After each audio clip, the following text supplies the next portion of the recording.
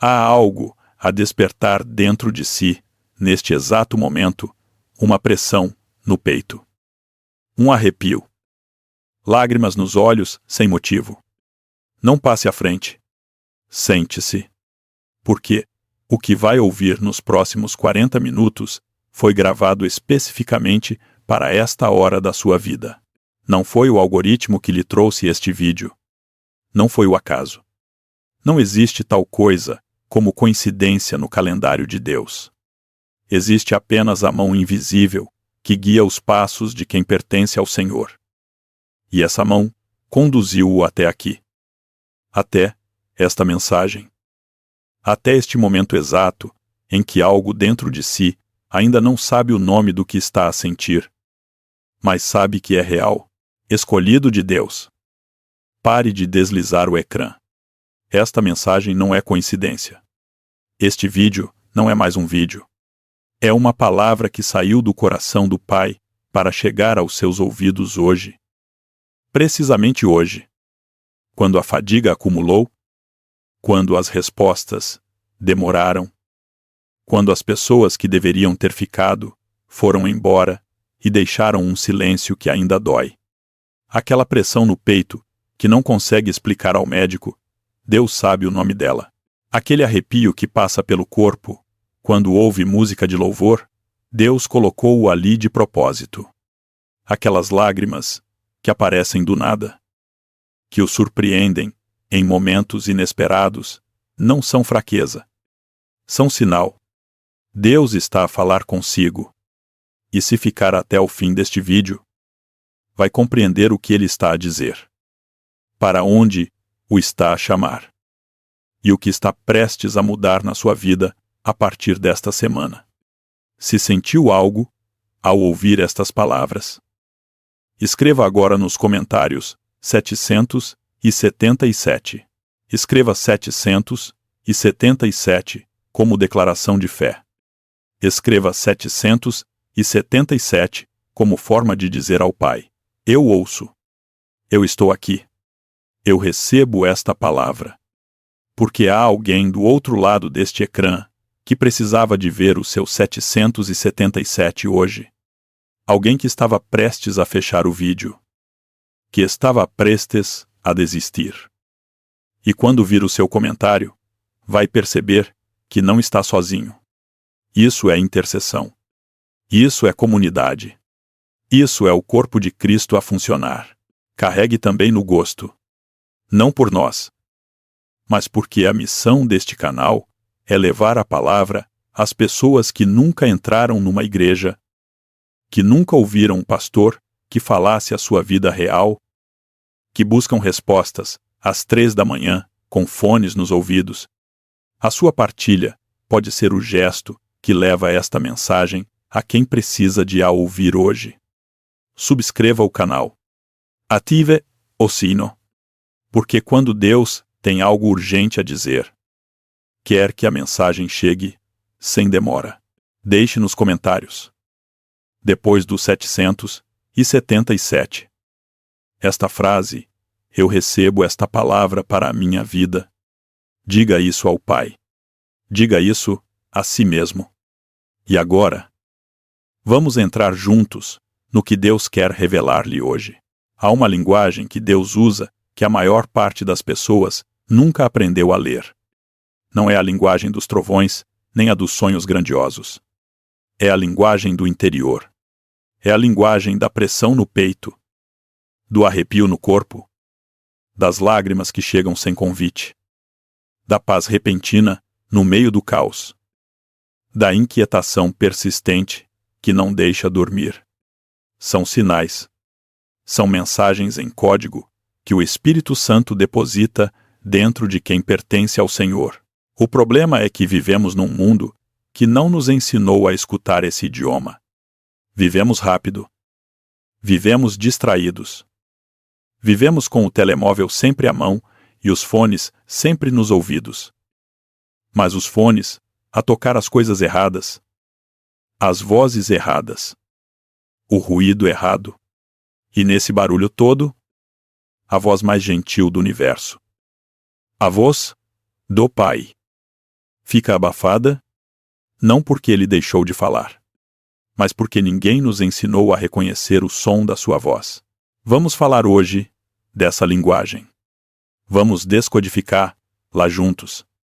E quando terminarmos, vai olhar para as últimas semanas da sua vida com olhos completamente diferentes. Começo por uma história que talvez conheça, mas que hoje vai ouvir de maneira nova. Agar estava no deserto.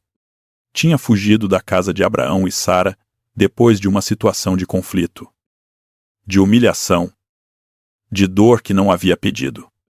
Estava grávida. Estava sozinha. Estava sem água, sem proteção, sem futuro visível. E a Bíblia conta, no livro do Gênesis, capítulo 16, que o anjo do Senhor a encontrou junto a uma fonte de água no caminho que vai para Shur. Repare no detalhe. O anjo não a encontrou no templo. Não a encontrou a jejuar. Não a encontrou com as mãos levantadas em louvor. Encontrou-a no deserto, numa fuga, num lugar onde ninguém deveria estar, a fazer uma coisa que muitos considerariam errada. E ainda assim, Deus foi ter com ela. O anjo disse-lhe: Agar, serva de Sarai, donde vens e para onde vais? E ela respondeu honestamente: Ando fugida da presença de Sarai. Minha senhora não mentiu.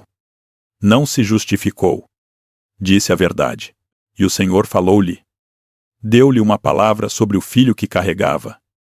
Deu-lhe uma promessa sobre o futuro.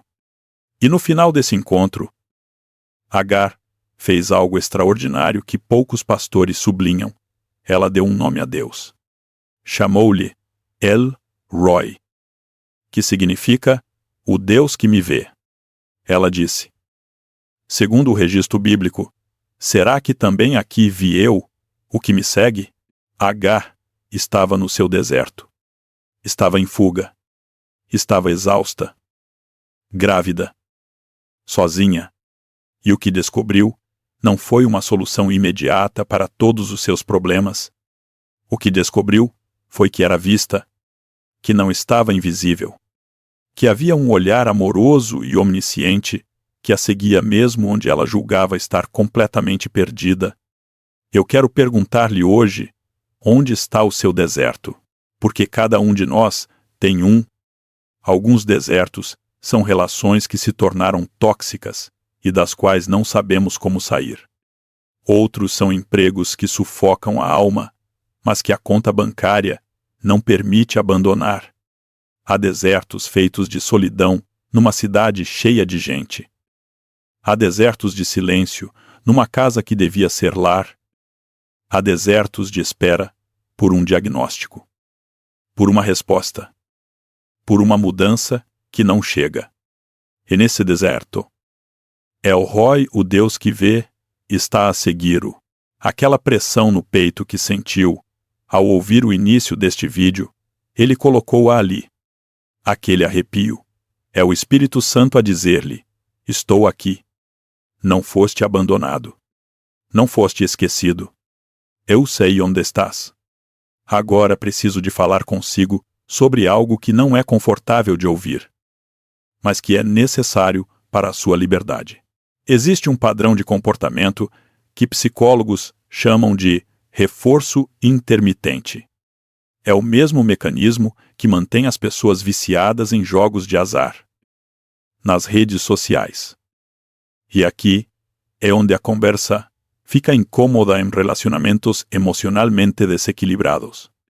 O reforço intermitente acontece quando uma fonte de afeto ou aprovação se comporta de forma imprevisível. Às vezes, dá muito, outras vezes não dá nada.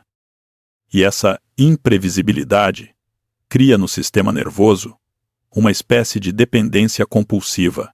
A pessoa não sabe quando vai receber o próximo gesto de carinho, a próxima palavra de validação, a próxima prova de que a relação existe, e então fica em estado de alerta constante. Sempre a monitorizar.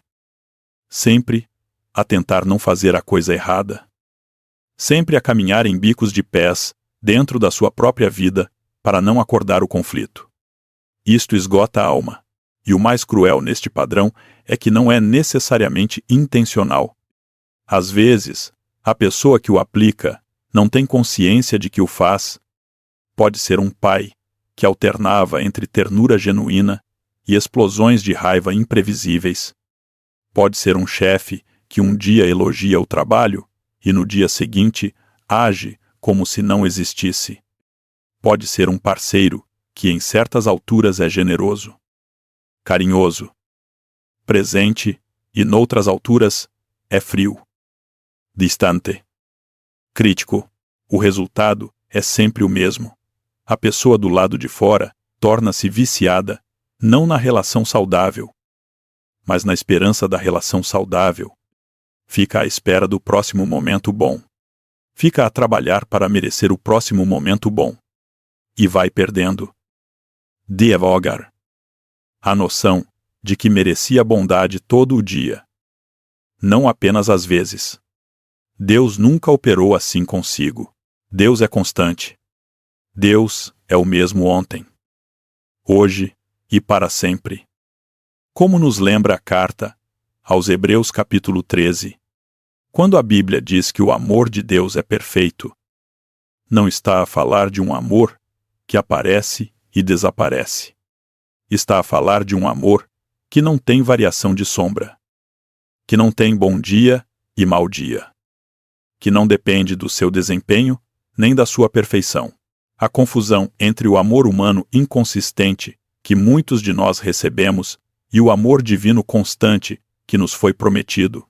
Essa confusão é uma das feridas mais profundas que carregamos. E ela influencia diretamente a forma como oramos, como nos relacionamos com Deus, como esperamos ou não esperamos que Ele apareça. Se cresceu num ambiente em que o afeto era retirado como punição, provavelmente aprendeu a sentir que Deus também desaparece quando falha, que o silêncio de Deus é sinal de reprovação, que precisa de merecer a atenção divina. Não é verdade. Nunca foi verdade. O silêncio de Deus, quando existe, não é punição, é confiança.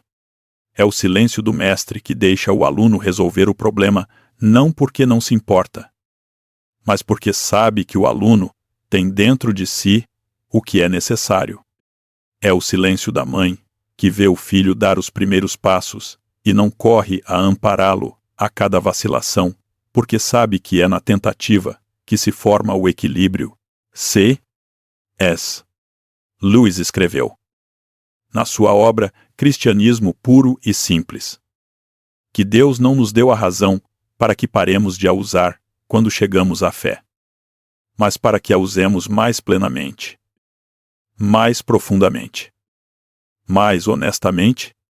E eu acrescento, Deus não nos deu a capacidade de sentir para que ignoremos o que sentimos, mas para que aprendamos a reconhecer, naquilo que sentimos, a linguagem com que Ele escolheu comunicar.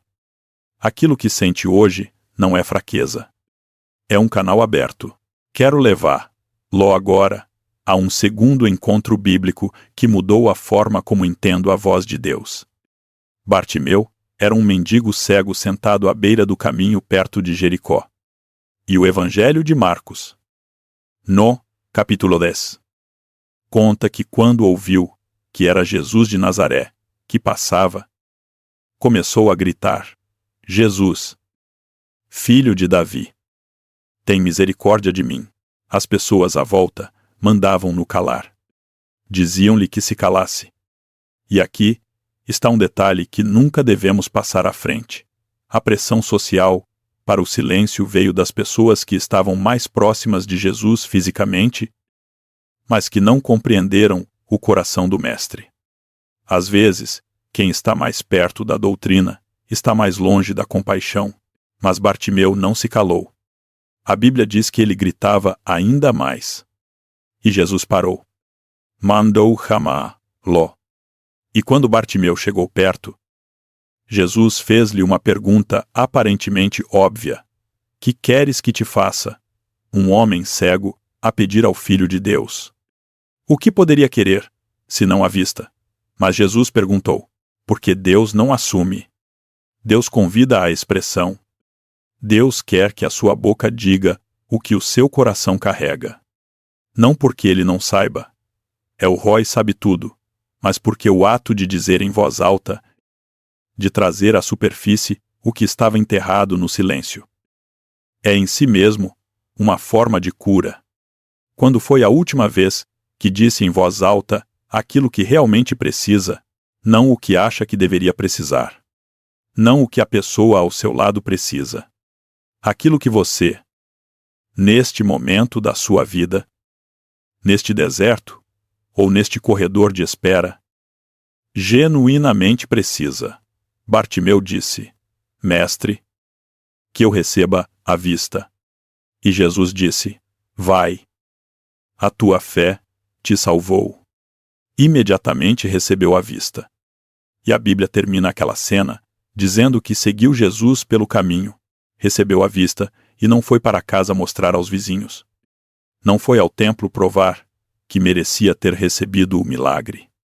Seguiu o caminho de quem o havia curado. Quero dizer-lhe hoje que há uma dimensão da sua cura que ainda não foi ativada porque ainda não disse o nome do que precisa. Não ao pastor. Não ao cônjuge. Não ao terapeuta. A Deus. Em oração honesta. Sem vocabulário de vitrina.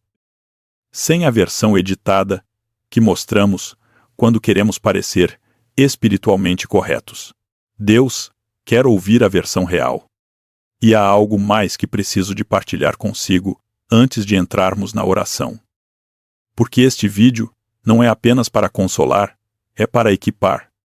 Existe um conceito em psicologia social que se chama dissonância cognitiva. É o desconforto mental que sentimos quando as nossas crenças e os nossos comportamentos estão em conflito. Quando sabemos uma coisa, mas fazemos outra. Quando acreditamos num valor, mas as nossas escolhas cotidianas apontam na direção oposta. A maioria das pessoas tenta resolver a dissonância cognitiva, não mudando o comportamento, o que seria o mais lógico, mas mudando a crença para que encaixe no comportamento. É mais fácil convencer-se de que aquela situação não é assim tão má do que mudar efetivamente a situação. Do ponto de vista espiritual, isto tem um nome: endurecimento progressivo da consciência. Não é um julgamento. É uma descrição de um processo que acontece devagar, quase imperceptivelmente. Quando deixamos de escutar aquela voz interior, que é o Espírito Santo, que nos diz que algo não está certo, que este caminho não é o nosso, que este relacionamento está a custar-nos mais do que nos está a dar, o arrepio que sente, a pressão no peito, a inquietação que não passa é exatamente o oposto do endurecimento. É o coração ainda sensível, ainda responsivo, ainda capaz de receber a correção amorosa do Pai. É sinal de que a consciência ainda não foi anestesiada. Não ignore esse sinal, como nos lembra o livro dos Provérbios. No capítulo 21, versículo 2: todo o caminho do homem é recto aos seus próprios olhos, mas o Senhor sonda os corações. Não é uma ameaça, é um convite. O Senhor que sonda os corações também conhece os motivos que nem nós próprios sabemos nomear. E a sua sondagem não é para nos destruir. É para nos libertar daquilo que nos prendemos sem perceber.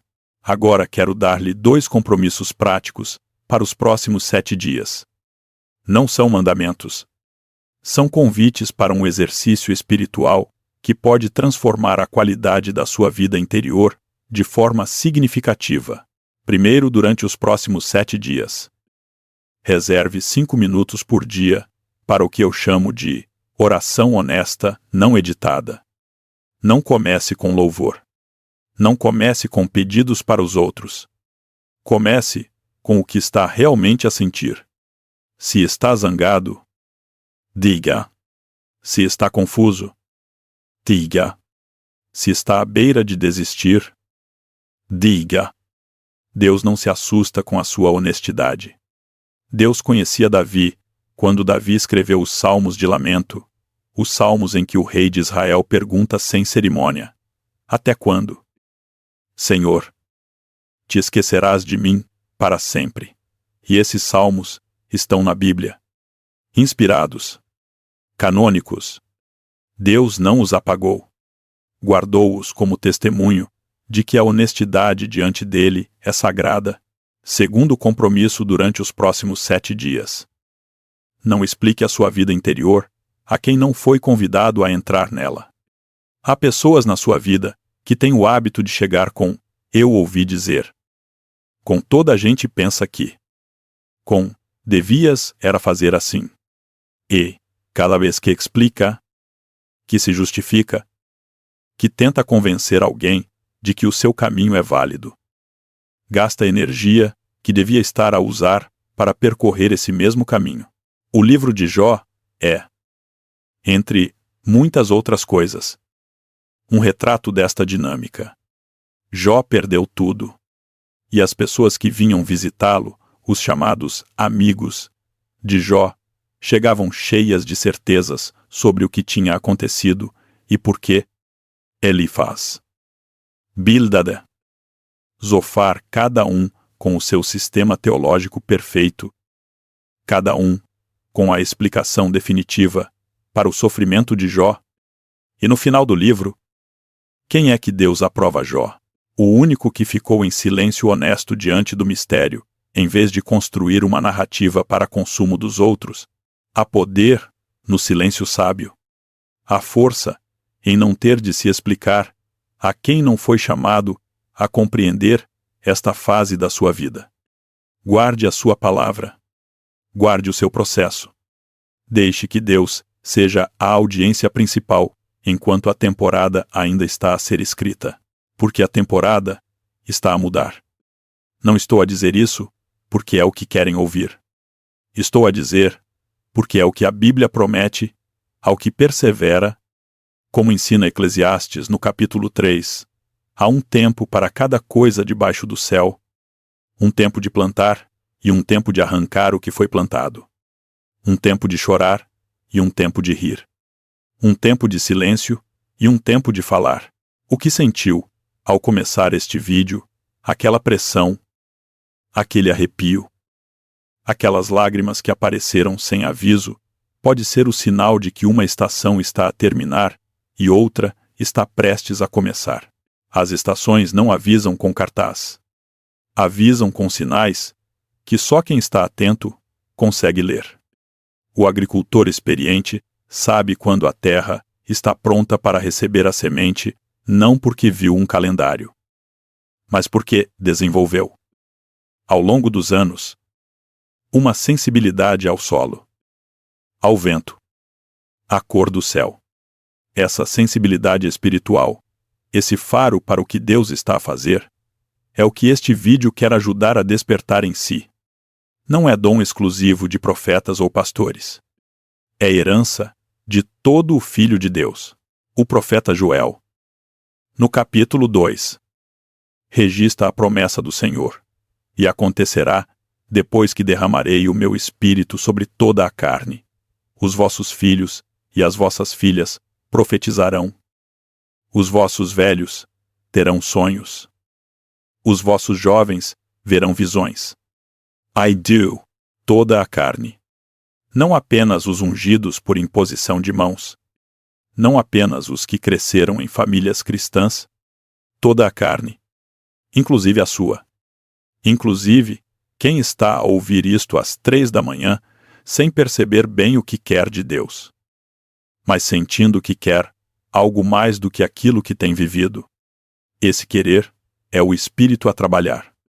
Esse desconforto com o suficiente, quando há uma sede, por mais é o Espírito a trabalhar, essa recusa da alma, em conformar-se com uma vida medíocre, com relacionamentos que diminuem, com versões de si próprio, que não chegam ao tornozelo da versão que Deus imaginou, quando pensou em si, é o Espírito a trabalhar.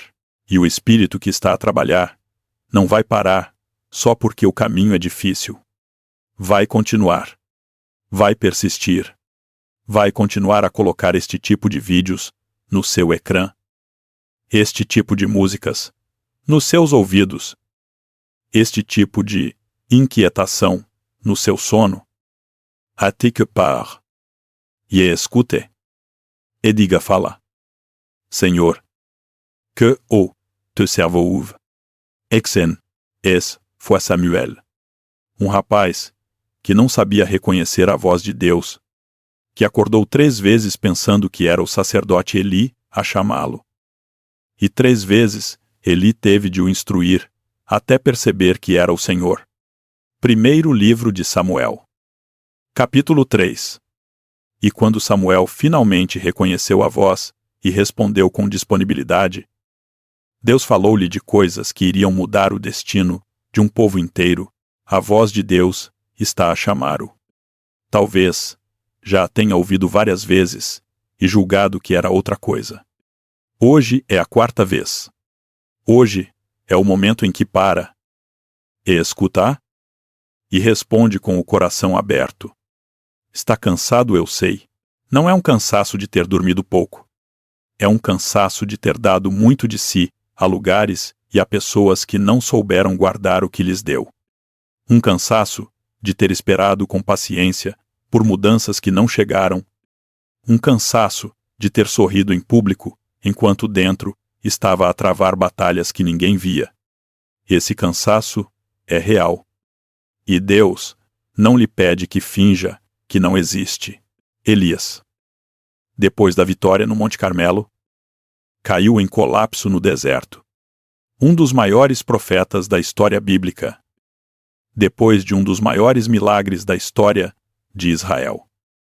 Sentou-se debaixo de uma árvore e pediu para morrer. Primeiro livro dos Reis. Capítulo 19. Já basta. Senhor, disse ele, e o que fez Deus? Mandou um anjo, não para o repreender pela fraqueza, não para lhe dar um sermão sobre fé. Mandou um anjo que tocou nele e disse, levanta-te e come, porque o caminho é longo demais para as tuas forças.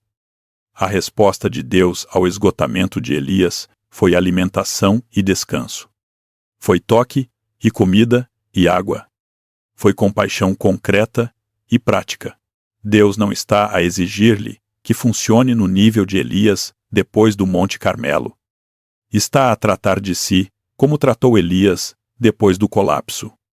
Com cuidado, com paciência, com a consciência de que o caminho ainda é longo e que vai precisar de forças que ainda não tem. Receba esse cuidado hoje. Deixe que esta mensagem seja o toque do anjo. Levanta-te e come. O sinal de que não é obrigado a funcionar sempre no máximo. De que o Pai conhece os limites da criação que fez e não a usa para além do que pode suportar. Há uma traição que carrega sei que sim. Pode ser a traição de alguém que deveria ter sido seu aliado e escolheu outro lado. Pode ser a traição de uma expectativa que teve sobre si mesmo e que não cumpriu. Pode ser a traição de uma oração que fez com tudo o que tinha e que, na sua perspectiva, não foi respondida da forma que pediu. Aquela dor é legítima. Não precisa de a minimizar para parecer espiritualmente maduro. O livro de Lamentações existe precisamente porque há momentos na vida do crente em que o correto é lamentar. Jeremias não escreveu Lamentações porque estava em pecado. Escreveu porque estava em dor genuína. E Deus incluiu esse livro no cânone das Escrituras como garantia de que a expressão honesta do sofrimento não é falta de fé. É fé suficientemente adulta para confiar que Deus pode suportar a nossa verdade. Mas há uma diferença entre lamentar e ficar preso no lamento. Há uma diferença entre processar a dor e construir identidade em volta dela, entre reconhecer a ferida e decidir que a ferida é quem se é, e é aqui que a palavra de Deus entra como bisturi e não como penso rápido. Não veio aqui hoje para lhe dizer que vai ser tudo bem sem mais nem menos.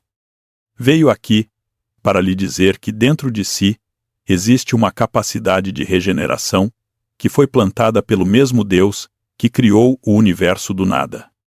Que a mesma voz que disse, haja luz, no princípio da criação, pode dizer, haja restauração, sobre a sua história e o cosmos obedece. Isso não é poesia barata. É cosmologia bíblica. É a lógica da ressurreição aplicada à vida cotidiana. O que morreu pode ressuscitar. O que ficou em silêncio pode voltar a cantar. O que foi traído pode voltar a confiar não ingenuamente.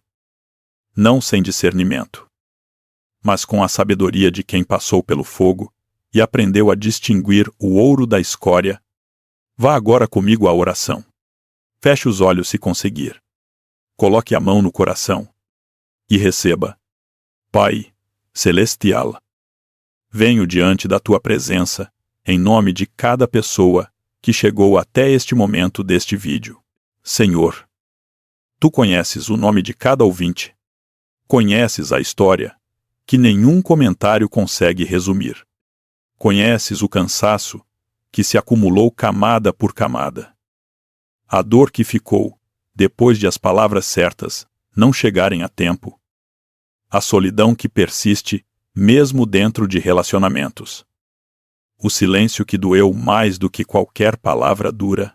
Pai, levanto agora diante de ti cada coração partido que está a ouvir esta mensagem. Cada um que chegou aqui a desconfiar que ainda merecia uma palavra tua, que chegou com a fé do tamanho de um grão de mostarda e com a dúvida do tamanho de uma montanha. Diz tu mesmo, Senhor, que com fé do tamanho de um grão de mostarda se move montanhas.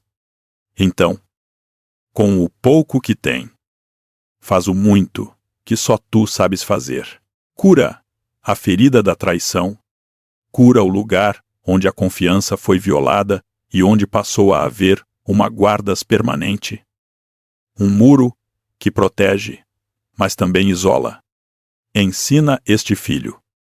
Ensina esta filha a distinguir o muro saudável do limite sábio e a abrir a porta do coração, novamente, não para toda a gente, mas para quem tu tens escolhido para esta nova estação.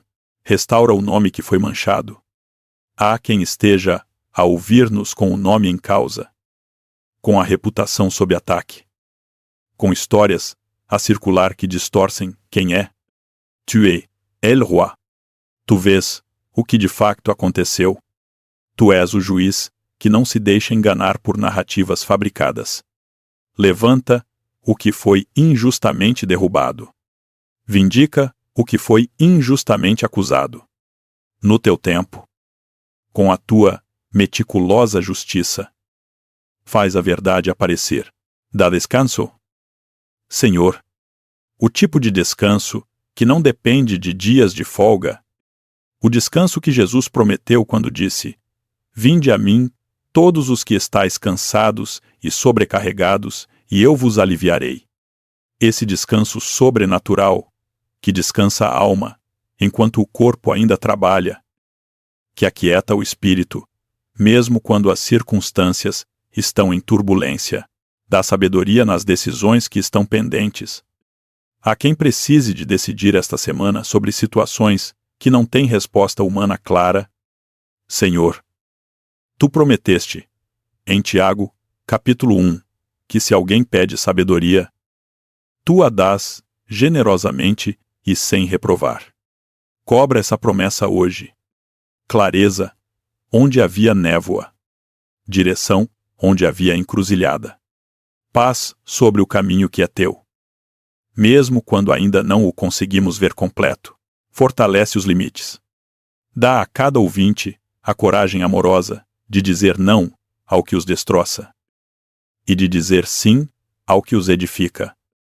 a coragem de parar de justificar a sua presença em lugares que os diminuem, a coragem de abandonar a versão de si próprios que foi construída para ser aprovada pelos outros, liberta do peso do passado. O que foi, não pode ser desfeito, mas pode ser redimido. Tu és o Deus que faz todas as coisas novas, que pega no que pareceria inaproveitável e escreve com isso uma história de graça. Obrigado, Pai, por cada ouvinte que ficou, por cada um que resistiu à tentação de passar à frente. Recebe a fé pequena e imperfeita que oferecemos hoje, e multiplica-a como multiplicaste os pães e os peixes. Em nome de Jesus. Amém. Abra os olhos. Há uma pergunta que quero deixar consigo para os próximos dias. Não para responder agora. Para guardar, como se guarda uma semente que ainda não germinou. A pergunta é esta: se acreditasse verdadeiramente que Deus o está a ver, neste momento exato, não como juiz a catalogar falhas, mas como Pai que conhece o Filho pelo nome, que conhece o Filho pelos sonhos que ainda não dormiu, pelas orações que ainda não fez em voz alta, se acreditasse isso com cada célula do seu corpo, o que mudaria na forma como se trata a si mesmo? Hoje, guarde essa pergunta. E agora? Uma última vez, escreva 777 nos comentários. Escreva a seguir: eu recebo esta nova estação, porque uma nova estação está de facto a começar. Não porque eu o digo, porque o Espírito que o trouxe até este vídeo é o mesmo que está a trabalhar na sua vida para além deste vídeo. Nas horas em que está sozinho, nas noites em que o silêncio pesa, nas manhãs em que se levanta sem saber bem para quê. Esse Espírito não para. Carregue no gosto. Partilhe este vídeo com alguém que hoje precisa de saber que é visto. Subscreva o canal para que a próxima palavra chegue quando chegar a próxima necessidade. Eva, com paz no peito e expectativa no olhar, porque El Roi, o Deus que o vê, não virou os olhos.